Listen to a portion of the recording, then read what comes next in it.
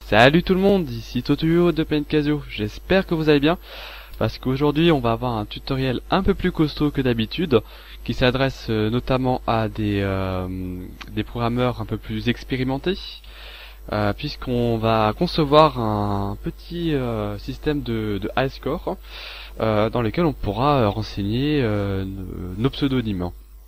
Ah, donc pour cela, il va falloir une bonne maîtrise des bases du Basic Casio, donc tout ce qui est les fonctions conditionnelles, if, for, les boucles while.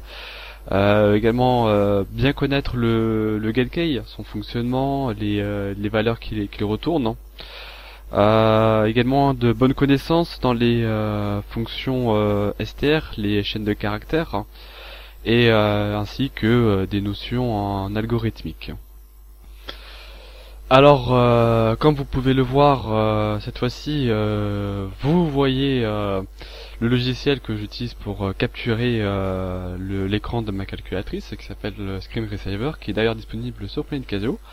Vous voyez en fond Planet Casio. Alors pourquoi c'est pas juste un hasard pour faire de la pub pour le site, c'est simplement qu'on va réutiliser un outil qui a été développé par Darkstorm, qui est également l'un des administrateurs de ce site, et qui va nous faciliter la tâche dans notre programme. Donc vous allez sur planet-casio.com, hein. Voilà, une fois que vous arrivez, alors, il y a le /fr qui va s'ajouter automatiquement. Ensuite vous tapez alpha convert avec un T à la fin, entrée. Alors moi c'est le premier lien, c'est donc le programme de Darkstorm. Vous cliquez dessus. Et après vous cliquez sur la petite icône que vous voyez ici, qui permet de le télécharger. Voilà. Donc ensuite après vous le transférez sur votre calculatrice, ça vous savez faire, ou sinon vous recopiez le code grâce à en ouvrant avec F1 de 4. Voilà, donc je vous retrouve tout de suite après pour débuter la programmation de notre petit top 3 avec les pseudos. Donc nous voilà maintenant sur notre calculatrice, et alors la création de ce top 3 sera séparée en 4 parties. Tout d'abord on va voir un peu comment fonctionne alpha convert. Je vais vous le présenter, puis voir comment s'en servir. Après on va vraiment rentrer dans la création de notre programme. Donc on va commencer par l'initiation des données. Ensuite nous ferons le système de conversion des get-key en texte. Quand vous appuyez sur une touche pour afficher A, B, C, D, enfin des lettres de l'alphabet donc. Et enfin nous allons procéder à l'enregistrement et à l'affichage de notre top 3. Donc Alpha Convert est séparé en deux programmes. Alors le premier s'appelle int to txt, donc qui va convertir la variable en une chaîne de caractères. Donc la variable est décomposée on va dire jusqu'en 7 paquets de nombres qui sont collés l'une à l'autre. Donc pour vous donner une idée, ça ressemble un peu à ça. Voilà. Donc après, comme je vous ai dit, il faut avoir quelques petites connaissances quand même déjà en Basic Casio. Donc ceux qui se sont un peu intéressés à la compression des données vont voir. Donc en fait, en gros, ici vous avez, on peut pas faire de sélection ici. Voilà. Donc là vous avez la lettre 19 ici. Ici vous avez la 11. À côté la 25, etc., etc. Donc ça va permettre après le premier il va lire c'est par paquet de 2 et il va après trouver la lettre correspondante. Donc la valeur d'entrée, comme c'était indiqué, ça sera la variable z. Ici in pour z. La variable de sortie sera la chaîne de caractères 6, donc c'est grâce à elle qu'on va récupérer le résultat du calcul. Et le programme utilise les chaînes de caractères 5, θ, et je crois que c'est, je vais pas dire de bêtises, c'est net ou grec, voilà, je vais rien dire. Ensuite, donc ça c'était pour passer des variables à la chaîne de caractères. Parce que c'est une petite précision, c'est qu'on ne peut pas stocker de chaîne de caractères dans une liste ou dans une matrice. Voilà, donc c'est pour ça qu'on est obligé d'utiliser cette petite conversion entre vers une valeur. Ensuite, le processus inverse s'appelle donc txt to int. Donc là c'est à peu près la même chose, sauf que c'est inversé. Et il faudra renseigner la chaîne de caractères str6 en entrée, et en sortie, le programme nous renverra la valeur de la lettre, ou de la chaîne de caractères convertie dans une chaîne. Étant donné que on ne peut pas dépasser 14 ou 15 décimales, je ne suis pas certain. C'est pour ça qu'on ne va pas. Donc, et comme il y a deux chiffres par variable, enfin deux chiffres par lettre, donc 14 divisé par 2 ça fait 7, donc on ne pourra pas enregistrer plus de 7 lettres grâce à cette technique. On pourra bien sûr peut-être l'étendre en séparant ça dans plusieurs listes, mais on va pas non plus trop se compliquer la tête, on va rester dans du très basique. Maintenant que je vous ai fait une brève présentation d'Alpha Convert, on va commencer par tout de suite par la création, l'initialisation de nos variables. Donc j'ai créé un petit programme, je l'ai appelé top 3, voilà. Alors tout d'abord on va initialiser la liste de cette manière là.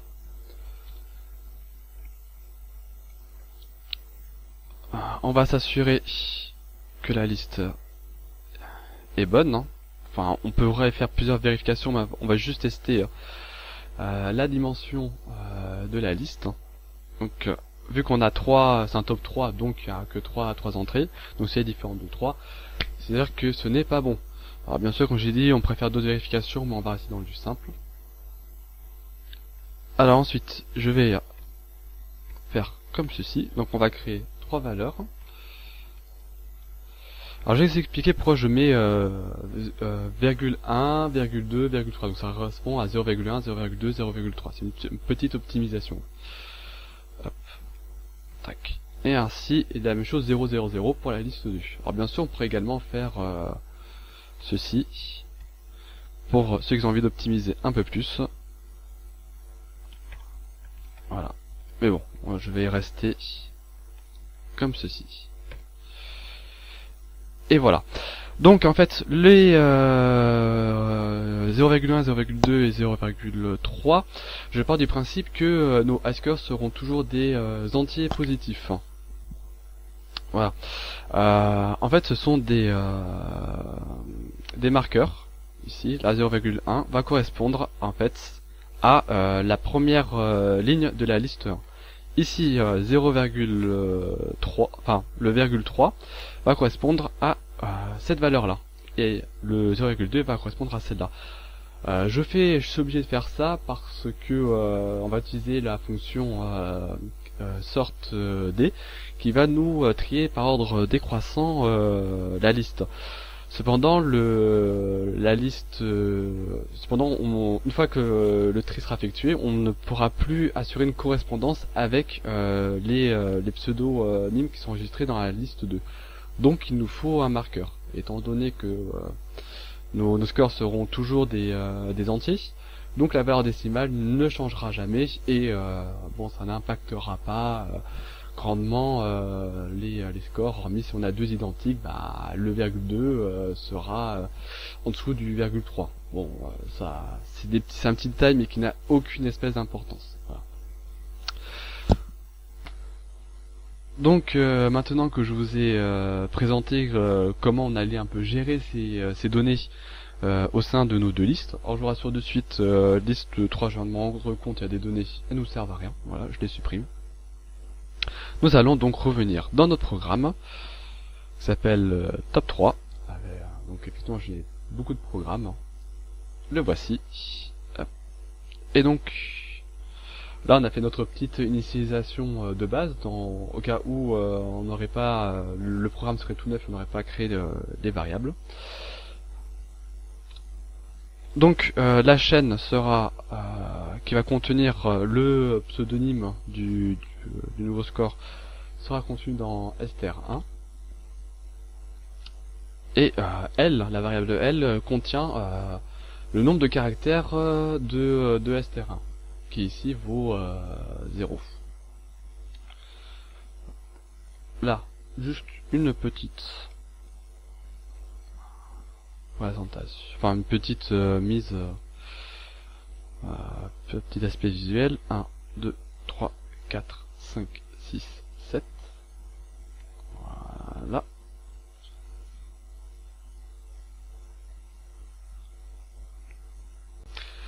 Maintenant que nous avons initialisé le programme, nous allons commencer par la première boucle qui va contenir le getKey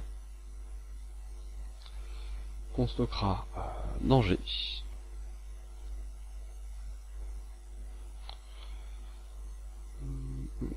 Logique, note. Alors note G, c'est équivalent à G égale 0. Voilà, note G et G égale 0, c'est la même chose. Donc si jamais vous ne trouvez pas la note, vous tapez directement G égale 0, c'est également plus rapide. Mais je crois que ça prend un octet de plus. Voilà, on en est là. Ensuite, deuxième boucle. Que pour l'instant je vais mettre LB1, comme ça au moins sera toujours vrai. On verra plus tard, on va se casser la tête un peu plus tard pour ce qu'on va mettre dedans. Alors, là, je vais pas vous expliquer comment j'en suis arrivé à ce résultat là. Je crois d'ailleurs que l'algorithme que je vais vous taper n'est pas de moi, mais c'est un membre qui l'avait trouvé. Et ça va être un peu costaud, donc il faudra me faire confiance. En fait, ça va nous permettre de convertir les valeurs du getKey en la position de la lettre dans l'alphabet. Donc on va appuyer sur la touche A, qui vaudra 76 si je me trompe pas. Ça va nous renvoyer 1, 66 qui correspond à B, va nous renvoyer 2, etc. etc. Ah, donc ça correspond à ceci.